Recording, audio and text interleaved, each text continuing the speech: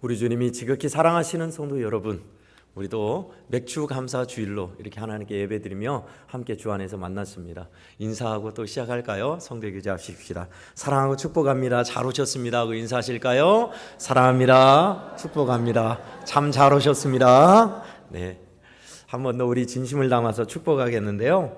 당신에게 좋은 일이 있을 겁니다 하고 인사하실까요? 당신에게 좋은 일이 있으실 겁니다. 아멘. 믿음대로 된다 했어요. 우리 하나님께서 좋은 일을 우리 성도들에게 많이 주실 줄 믿습니다. 아멘. 그저 감사뿐이라는 제목으로 하나님의 말씀의 은혜를 함께 나누고자 합니다. 성도 여러분, 1월 달부터 지금까지 6월 달까지 우린 숨가쁘게 달려왔습니다. 보니까 교회 행사가 전반기에 좀 많이 있었던 것 같아요. 그래서 맨 처음에 송구영신 하면서 새해를 맞이했죠. 송구영신하고 또 전도 세미나도 있었고 재직헌신 예배도 있었고요. 그 다음에 또 고난주간, 사순절 고난주간 보내면서 또 부활절 같이 지내고, 바로 이어서 4월달 28일에 25일이 창립주일인데 한 번도 안 해봤던 만남의 주일로 우리가 전도 한번 해봤고, 그때 만남의 주일로 교회 114주년 기념으로 행사를 가졌습니다. 그리고 대신방도 했고요. 대신방 하다 제가 무리해가지고 3일간 이용도 했고 그랬습니다. 그렇게 숨가쁘게 전반기를 다 보냈습니다. 성도 여러분, 여러분에게는 이 전반기를 많은 믿음의 일들, 교회의 일들, 여러분의 개인사 일들을 통해서 어떤 은혜가 있었고 어떤 감사가 있었습니까? 돌이켜보면 많은 일이 있었는데 이것도 발견하면 감사고 이것도 감사였지 라고 쥐어짜는 형식으로 숨을 쉬고 있는 것을 감사하십시오, 여러분이 건강한 심장이 뛰고 있는 것을 감사하십시오, 뭐 그런 것도 있어요. 틀리다고 하지 않아요. 근데 왜 우리는 감사의 마음이 그렇게 샘솟지 못하는 걸까? 또 감사가 이루어지기 위해서는 조건이 있는데 그것은 믿음이 서야 한다는 겁니다. 신뢰가 없이는 감사함이 없는 거예요. 감사절을 맞이하고 맥주감사절, 추수감사절 맞이해도 왜 그렇게 우리는 맨 땅에 해당하는 것처럼 마음에 뜨거운 감사가 부족하단 말인가? 사실 우리에게 있어서 이거는 훈련입니다. 저와 여러분만 그런 게 아니에요. 이스라엘 백성들도 그랬습니다. 광야의 이스라엘 백성이 40여 년 동안 훈련받았던 것이 바로 이것이었어요. 믿음 훈련, 감사 훈련이었습니다. 먼저 믿음 훈련을 받았습니다. 어떤 믿음 훈련을 받았을까요? 하나님이 과연 이 광야에서 먹을 것을 주실까? 하나님이 하실 수 있을까? 하나님이 3일 동안 걸어도 물이 없었는데 하나님이 어떻게 물을 주실 수 있을까? 믿음 훈련이었습니다. 어땠어요? 기도하는 그들에게, 또 하나님께서 부르짖었던 모세에게 해법을 주셔서 하늘에서 만나가 내리고 바위를 쪼개서라도 그들에게 물을 먹이시는 하나님이신 것을 믿음 훈련을 시키셨어요. 하나님은 믿을만 하시다, 하나님은 신실하시다, 그것을 40년 동안 훈련시킨 겁니다. 구원 받았잖아요. 부름 받았잖아요. 그 믿음이 처음에 없었을까요? 있었어요. 왜요? 초강대국이었던 애굽에서 전무후무하게 역사상 유례가 없는 기적적인 역사로 10가지 재앙으로 그들을 빼내셨습니다. 눈으로 똑똑히 봤어요. 그들은 하나님이 힘이 세시구나, 바로를 꺾으셨구나, 기어이 끝내는 우리를 건져내셔서 거룩한 백성으로 그 애굽에서 종살이에서 빼내고 마셨구나, 그거를 피부로 체험한 사람들이에요. 그런데 광야에 있다 보니 그 믿음이 흔들렸어요. 이 무더운 광야로 우리를 보내서 여기서 죽이려고 하느냐, 먹을 것이 없다, 고기 좀 달라, 옛날이 좋았다, 믿음 없는 소리만 하는 거예요. 그것을 하나님은 고치시기 위해서, 그 노예 근성, 믿음 없는 근성을 빼내시기 위해서 용광로와 같은 광야를 삥삥삥삥 돌게 하사 믿음의 백성답게 훈련시키십니다. 믿음 훈련이었어요. 두 번째는 뭘까요? 이스라엘 백성 광야하면 딱 생각나는 단어가 있습니다. 불평, 원망. 어쩜 그렇게 원불교를 잘 믿었든지 원망과 불평의 교인들, 원불교입니다. 여전해요. 지금도 같은 예수 그리스도를 믿고 같은 교회를 다니고 같은 자리에 있는데도 무슨 일을 하든 불평, 원망 한 사람이 있다 없다요? 있다. 아직도 있다. 동일합니다. 모세 시대는요, 지금부터 근 2500년 전 사람이에요. 250년 전이 아니에요. 2500년 전 사람들 이야기예요. 근데 어쩜 이렇게 오늘 우리 신앙생활하는 거 똑같은지 몰라요. 그죠? 하나님을 제대로 철석같이 믿지 못하고 긴가민가 물에 술 탄 듯 술에 술 탄 듯 술에 물 탄 듯 흐리흐리하게 믿는 사람들, 또 감사보다는 원망과 불평, 짜증으로 일삼아 살아가고 있는 믿음의 모습들, 어쩌면 똑같아요. 어쩌면 그렇게. 하나님이 허락하신 일들은 바로 그것을 훈련시켜서 하나님께서 기뻐하시는 거룩한 선민으로 만드시는 일이셨습니다. 생각해 보세요. 믿음이란 게 그런 겁니다. 아무것도 없는 상황에서 과연 하나님이 우리를 살릴 수 있을까? 하나님이 아무것도 없는 이 상황에서 우리를 먹여 살릴 수 있을까? 목구멍이 포도청인데 당장 애굽이나 그 주변국으로 가서 어떻게 일 좀 해서 먹고 살아야지. 광야는 농사도 못 짓고 먹을 걸 누가 주겠어? 현실로 따지면 그렇습니다. 맞아요, 그 말이. 또 하나님이 명하신 일을 보세요. 모세에게 명하여서 모세 너는 하늘이 아니라 산 위로 올라가고 백성들을 보내서 아말렉과 전투하고 싸우게 하라. 여러분, 말이 전투죠. 이스라엘 백성은 400년 동안 노예 생활했어요. 군사훈련 받았다 안 받았다? 한 번도 받아본 경험이 없습니다. 무기가 있다 없다? 무기도 없습니다. 그렇다고 해서 전투 경험이 있냐? 전투 경험도 없어요. 그럼 그들에게 인자, 이제 이병 좀 될까요? 짝대기 하나.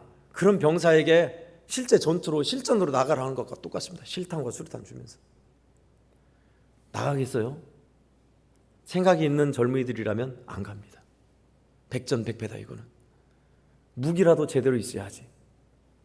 훈련도 없고 지휘자인 모세는 우리를 떠나서 산 위에 있겠다 하니 모세의 시종인 여호수아가 갔잖아요. 이게 믿음입니다. 그럴지라도 철석같이 하나님을 믿고 담대하게 가는 게 이게 믿음입니다. 이것을 하나님은 우리에게도 오늘날 훈련시키시는 거예요. 그러면서 그 믿음이 전제되어야 하나님이 과연 힘이 세시구나. 역시 하나님은 믿을만해. 그래야 감사가 나온다고요. 전제 조건인 믿음이 하나님을 향한 신뢰가 없는데 감사가 나올 수가 없죠. 내 믿음은 신실한가?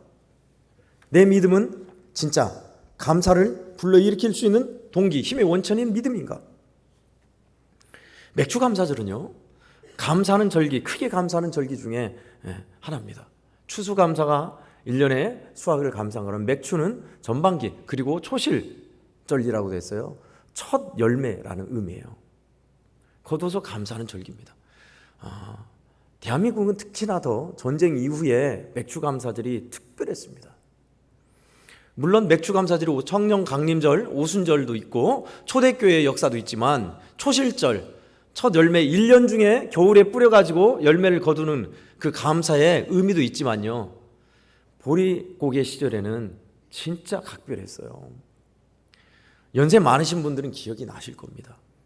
다 먹을 것이 없었던 그 시절에 춘궁기, 보리 추수 전까지 쫄쫄 굶어야만 했던, 그래서 감꽃을 주워 먹고 촉은 모피로 살아야 했던, 보리 추수 때까지 어떻게든 버텨야 했던, 그러니 보리가 추수됐다는 것이 얼마나 감격이었을까요? 그리고 얼마나 감사하게 그 열매를 주신 하나님 앞에 눈물과 감사로 예배를 했을까요? 짐작하고도 남습니다.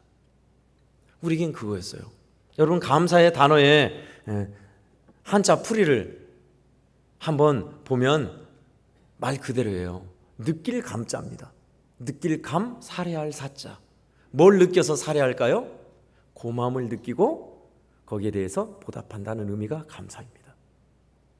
고마움이 느껴져야죠. 고마움이 안 느껴지는데, 믿음이 있어야죠. 안 믿어지는데. 우리 현실은 어떻습니까? 광야와 같아요. 제가 성도 여러분의 속을 몰라서 그렇지, 여러분 가운데서는 자식이 말 안 들어서 하루 종일 아주 그냥 게임만 하고 늦잠 자고 교회를 가자고 해도 일어나지도 않고 속은 뒤집어져서 오는 사람도 있을 겁니다.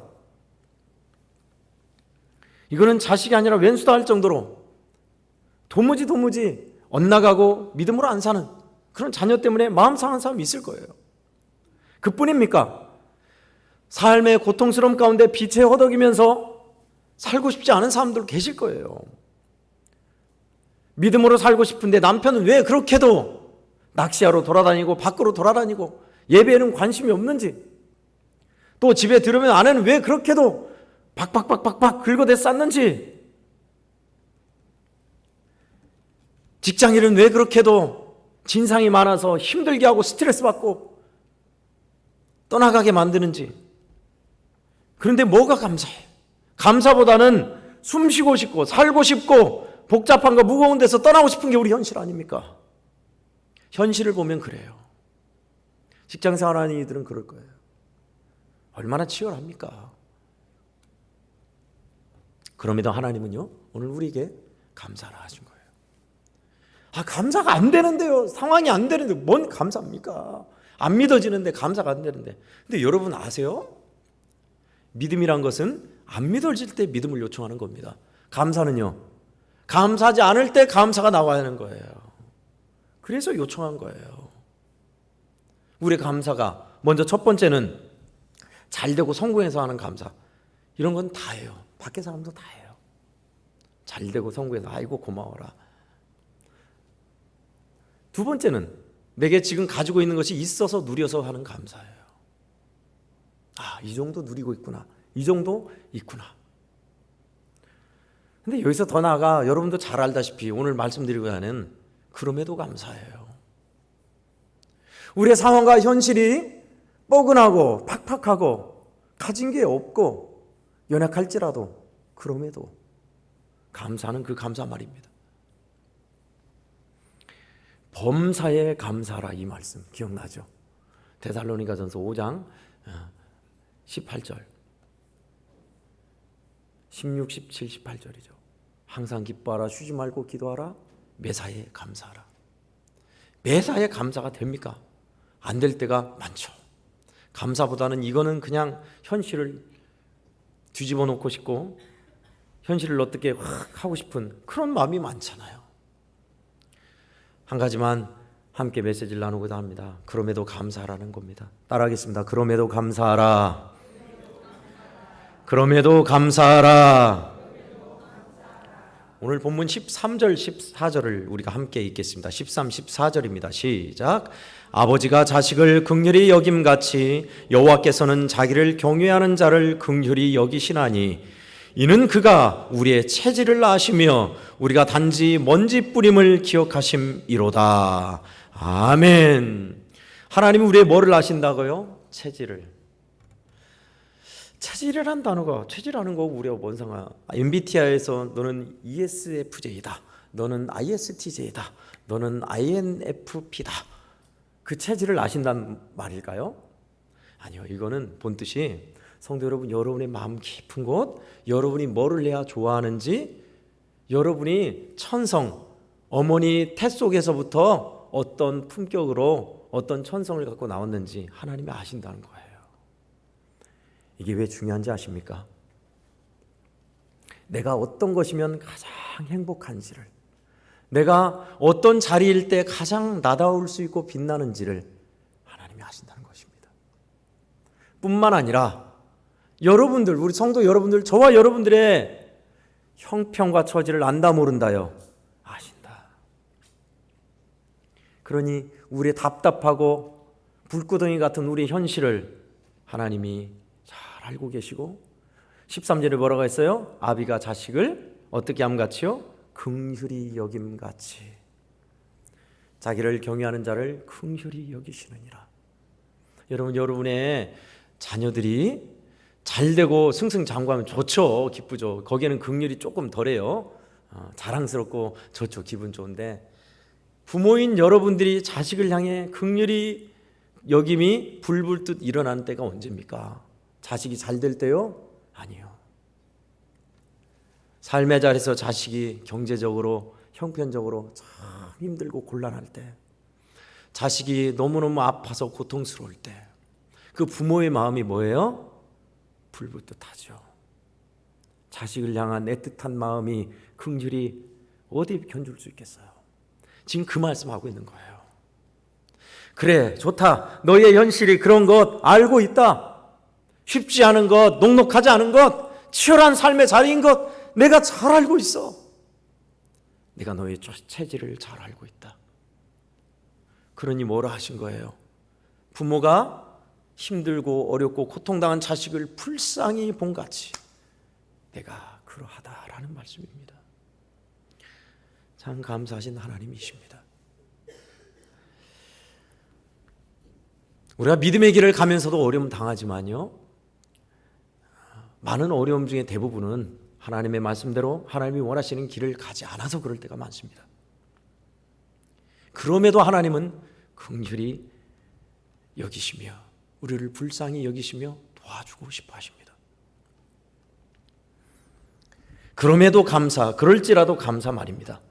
그런 우리에게 하나님이 우리 형편을 알죠. 모르시고 한 소리가 아니에요. 저는 여러분의 형편을 잘 모르지만 하나님은 너무너무 잘 아세요. 그 하나님이 요청한 게 뭡니까? 감사하라. 맥추절을 지키라. 추수절을 지키라. 초실절을 지키라. 유월절을 지키라 하면서 의무적으로 감사를 하게 하신 거예요. 도대체 이 감사가 뭐길래? 성경에 보면요, 감사함으로써 하나님이 역사하신 일들이 참 많이 나옵니다. 그 중에서 바울과 실라가 빌립보서 사도행전 16장 23절에서 24절에는 빌립보에서 귀신 들린 여종을 고쳐줬더니 그들에게 돌아온 건 매질이었습니다. 채찍이었고요, 고소를 당해서 지하 감옥에 갇혔습니다. 이런 일이 있을 수 있습니까? 귀신 들린 여종을 놓여줘서 고맙다고 살해는 못할 망정 때리고 감옥에 가뒀으니 얼마나 깝깝한 일입니까? 그런데 그들이 그곳에서 감사하고 찬송하며 하나님을 찾은 거예요. 대체 그 상황이 감사할 상황입니까? 저라면은 감사는커녕 하나님 이게 어찌 된 일입니까? 하나님께 묻거나 하나님이 도대체 어떤 일을 하시려고 하면서 좀 실망했을 것 같아요. 다니엘서 6장 10절에는 우리가 잘 알고 있는 다니엘 예가 나옵니다. 어인이 찍고 왕의 명령임에도 불구하고, 어인이 찍어 있음에도 불구하고 다니엘을 알고 있죠. 총리니까 왜 모르겠어요. 왕의 명령을. 그럼에도 자기가 하던 대로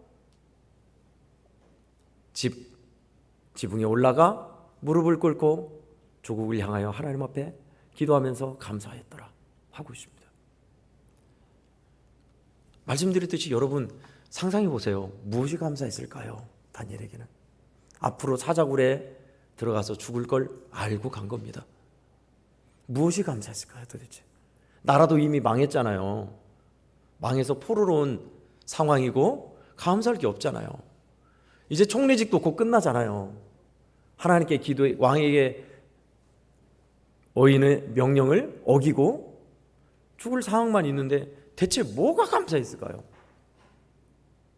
그 감사의 여러 개가 있었겠죠. 저는 하나가 아니었다고 봅니다. 그 중에서 하나님을 향한 믿음을 배반하지 않게 해주셔서,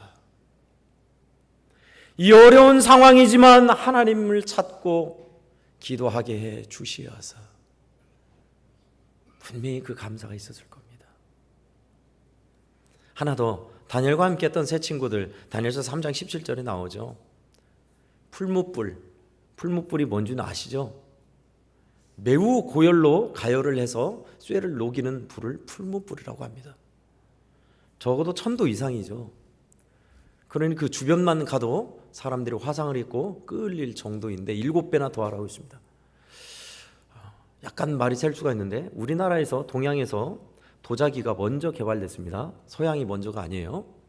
서양에는 그 전에는 도자기가 없어서 나무로 그릇을 만들어 먹거나 토기, 그러니까 도자기에 유약이 없는 흙으로만 빚어서 구워낸 그릇을 썼어요. 그러다 보니 토기는 흙이 묻어나고 잘 깨지고, 나무는 먹는데 수인성 전염병에 취약했습니다. 그런데 동양에서 온 도자기를 보니까 깨지지도 않고, 유약이 발라있잖아요. 반딱반딱하게 깨지지도 않고 오래가고 전염병에 염려도 없고, 귀족들이 주로 도자기를 썼어요. 근데 그 도자기는 문제가 뭐냐, 만들려면 보통 나무로 가열하면 1000도 이상 올라가기가 힘들답니다. 그럼 어떻게 1000도 이상을 올려야 유약이 녹아서 유리막이 되는데 어떻게 만들었을까요? 우리 조상들은 지혜가 있었습니다. 가마를 이중으로 한 겁니다. 아래에서 한 번 떼고 위에서 또 한 번 떼고, 이중으로 해서 1000도가 넘는 온도를 만들어서 유약이 녹아서 반딱반딱한 그런 도자기가 됐던 거예요. 다니엘서 3장 17절에는 7배나 더라고 그랬죠. 가마가 7개가 더해진 거예요. 어마어마한 열기입니다. 몰랐을까요? 저희 들어가면 죽을 걸, 타서 죽을 걸 알았습니다. 그럼에도 왕이여, 우리는 저 우상에게 절할 수 없습니다. 우리가 섬기는 하나님만 섬기겠다고, 하나님 우리를 구해주실 거라고 그리 아니한다 할지라도 우리는 절할 수 없다라는 그 세 친구들 말입니다. 저는 이 친구들이 들어가고 나서 그 가마에서 불타는 그곳에서 들어가서 한 명이, 신의 형상 같은 한 명이 더 있었다고 그랬어요. 성경학자들은 그것을 신약의 예수 그리스도 메시아라고 많이 해석합니다. 그리고 나서 말입니다, 저들을 꺼내놔라 해서 꺼냈더니 머리카락 하나 끄슬리지 않았던 그들이 했던 게 뭐였을까요? 보십시오 왕이여 그랬을까요? 뻔합니다. 하나님께 영광 돌리고 감사하며 찬송한 줄 믿습니다. 아멘, 아멘. 당연하죠. 당연한 반응입니다. 구원받은 백성들, 죄 가운데 죽을 수밖에 없는 죽음의 길에서 살림받은 이들이 할 수 있는 것은, 무조건 나오는 반응은 당연한 반응이에요. 우리가 배고프면 밥을 먹고 눈에 뭐가 들어오려면 눈이 자동적으로 깜빡해서 눈을 보호하듯이, 구원받은 우리가 당연지사로 반응으로 나온 것은 고마움입니다. 감사합니다. 이것이 무뎌졌다면요, 우리는 그럼에도 감사를 심으셔야 돼요. 성도 여러분, 마음에 자꾸 심으셔야 돼요. 뭐가 감사해가 아니라 이래도 감사한 일이구나 라는 것을 마음에 심으셔야 합니다. 미국의 바바라 존슨이라는 주부가 있습니다. 이 주부가 굉장히 유명해야 된 계기가 있어요. 바바라 존슨은 3남성, 세 남성을 둔 어머니요, 남편이 있는 주부입니다. 근데 어느 날 남편이 운전을 하는데 퇴근하면서 사고가 크게 나서 남편이 혼수 상태에 들어갑니다. 청천벽력 같죠. 건강하던 남편이 교통사고로 인해서 혼수 상태로 전신마비가 돼서 아무것도 못하는, 정신이 안 돌아오고 있으니요. 그런데 엎친 데 덮친 격으로 몇 주 지나서 큰아들이 음주 운전을 하는 트럭 기사에게 치여서 큰아들이 교통사고로 즉사합니다. 불행은 그렇게 덮쳤어요. 둘째 아들은 그 불행함 가운데서 동성연애에 빠져서 집을 나갔습니다. 마지막 남은 18살 된 셋째 아들, 어머니한테는 그 아들밖에 없죠. 그런데 웬걸요, 베트남 전쟁이 일어나서 베트남에 참전해서 전사하고 맙니다. 삶 맛이 안 나겠지요. 남편은 식물인간, 큰아들은 교통사고로 즉사, 둘째 아들은 동성애로 집을 떠나 어디 있는지도 모르고, 셋째 아들, 막내 아들은 베트남전에서 전사. 여러분 같으면 이럴 때 어떻게 할 것 같아요? 예, 저도 그럴 것 같아요. 깊은 절망과 슬픔, 낙심에. 바바라 존슨도 그랬대요. 그렇게 깊은 절망에 있을 때 어느 날인가 갑자기, 이렇게 절망하고 산들 내 인생에 도움이 뭐가 있을까? 살긴 살아야겠는데 힘이 없지만 하나님을 의지하면서 하나님의 도우심을 구하면서 감사하는 삶을 살게 해달라고 합니다. 그리고 그의 일상에서 조그만한 거라도 감사를 발견하기 시작해요. 그러면서 나라도 있어서 가정을 추리게 하시니, 남편 돌보게 하시니 감사합니다. 억지로라도 마음에 감사를 심었다고 그래요. 그렇게 감사를 심으면서 하나님께 기도할 때 하나님이 그에게 지혜를 주세요. 그래서 베트남전에 참전해서 전사했던 내 아들뿐만 아니라 다른 많은 부모들을 위로하기 시작해요. 전화를 해서 내 아들도 베트남전에서 아들을 잃었습니다. 얼마나 마음이 슬프세요 하면서 복음을 전하기 시작하고요. 또 교통사고를 당한 큰아들 있잖아요. 즉사에서 죽은 큰아들. 교통안전 캠페인 세미나와 많은 활동을 하고 기도일을 조직하고 그러면서 여기저기 다니면서 많은 이들을 위로하며 소망의 삶을 사는 거예요. 비록 남편은 그렇게 있지만, 비록 불행하지만 하나님 앞에 감사하며 다른 이를 위로하며 살면서 그의 인생은 달라지기 시작해요.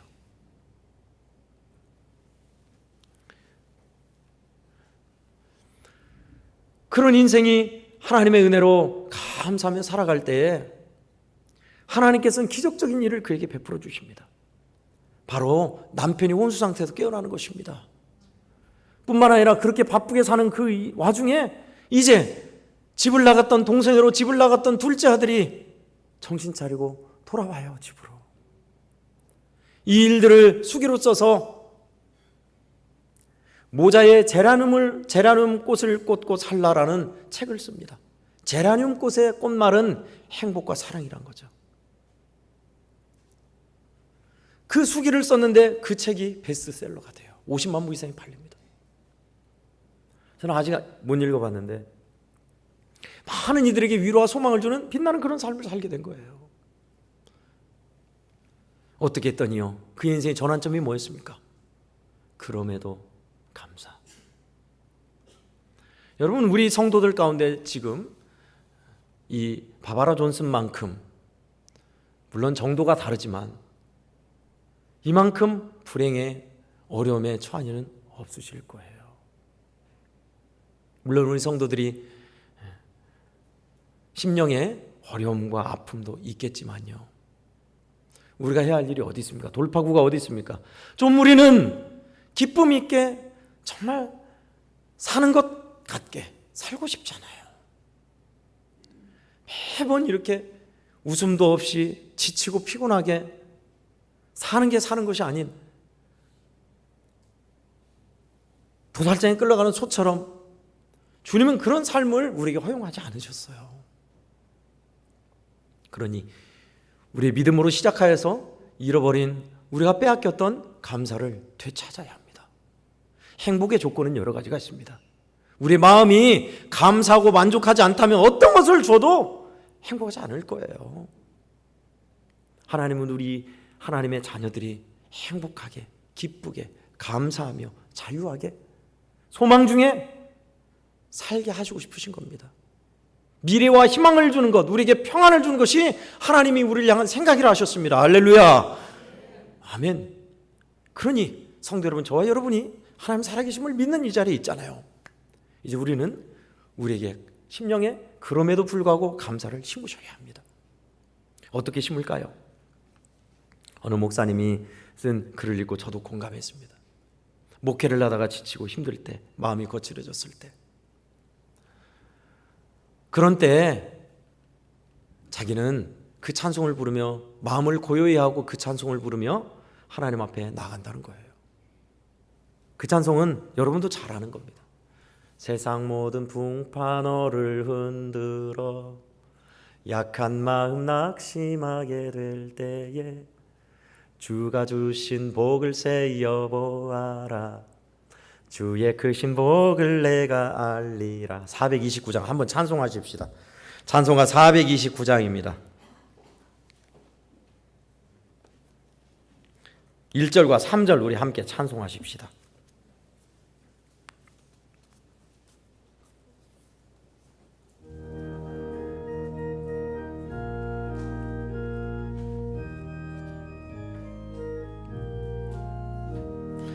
세상 모든 풍파 너를 흔들어 약한 마음 낙심하게 될 때에 내려주신 주의 복을 세어라.